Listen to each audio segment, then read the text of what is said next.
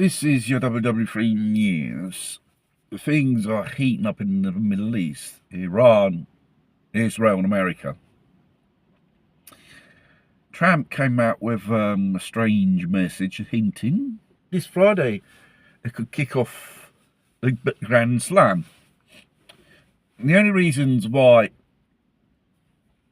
the Iranians are attending this theatre talks is to look good, because obviously with NATO and Americans, when it comes to discussing with Ukraine and Russia to get some type of peace deal on losers' terms, when you don't have the full aces, you think you can win. No, it's not this.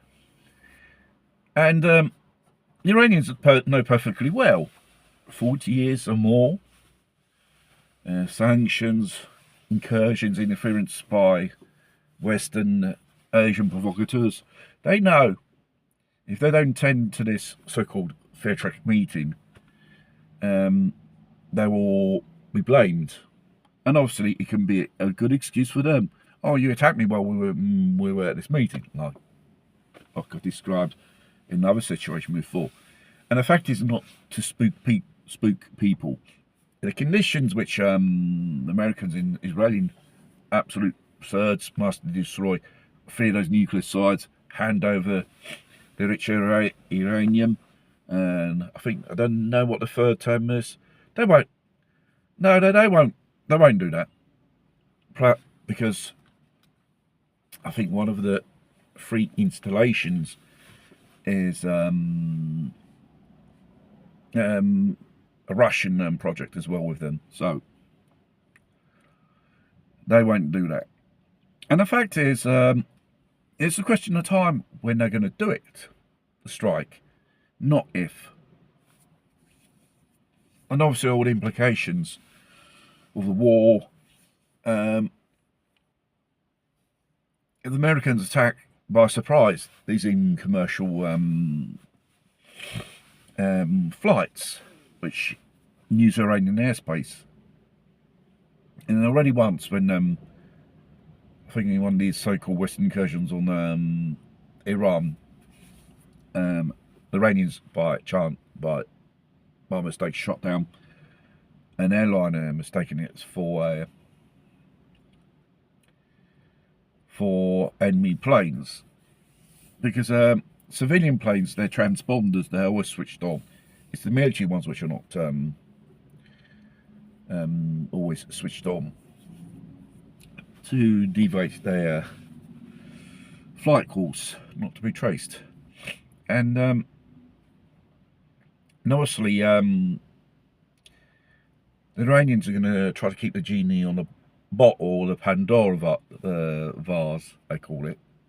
And once that's open, all hell will break loose. So they're limiting. They know they're going to be attacked, that's for sure. Like Syria and many other countries like Iraq, Libya, it's the same thing. But it's different this time round. The so-called script. But it's the same old shit, basically. And obviously, the Iranians have responded, even if they be attacked on a small scale, they will retaliate. All the so-called bases in the Middle East, they'll be sitting ducks, they'll be targets. And plus even European bases, or even those countries who participate in this so-called military operation against Iran, there could be consequences for them. Their interests around the world could be hit. Mind you, there is Islamic populations throughout the world, sleeping cells. You know, they could get forward and they start creating chaos in Western countries, like we have seen, terrorist attacks of various types. The sleeper cells are there, and obviously this so-called regime change revolt, which America and NATO has been fueling, they managed to keep it at bay. And it's another thing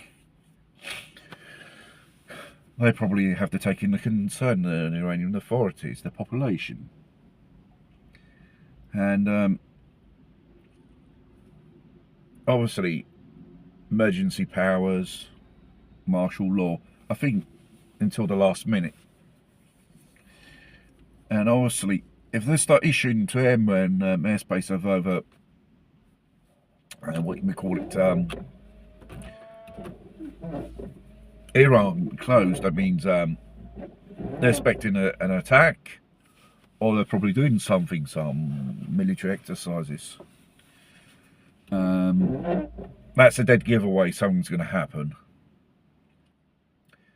So we just have to see what happens. Mind you, there's endless flights from Europe to this region of the world. So there's a lot of big stuff building up there.